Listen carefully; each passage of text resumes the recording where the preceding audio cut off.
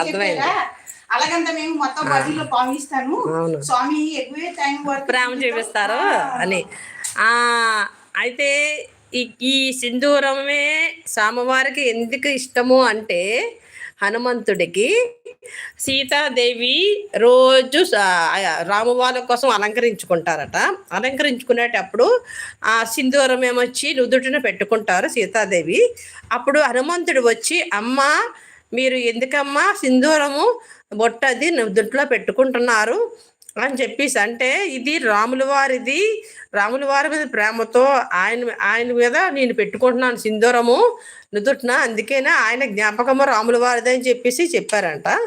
అప్పుడేమొచ్చి అయితే ఇంత బొట్టు నుదుట్లో పెట్టుకుంటే అంత ప్రేమ అయితే నేనేమొచ్చి ఒళ్ళంతా పూసుకుంటాను, ఇంకెంత ప్రేమ ఉంటుంది రాముల వారి మీద నాకు ఎక్కువ ప్రేమ ఉంటుంది అని చెప్పి, అప్పుడు హనుమంతుడు సింధూరాన్ని ఒళ్ళంతా పూచుకొని చక్కగా రాముల వారు జపం చేసుకొని రాముల వారి దగ్గరికి వచ్చారట.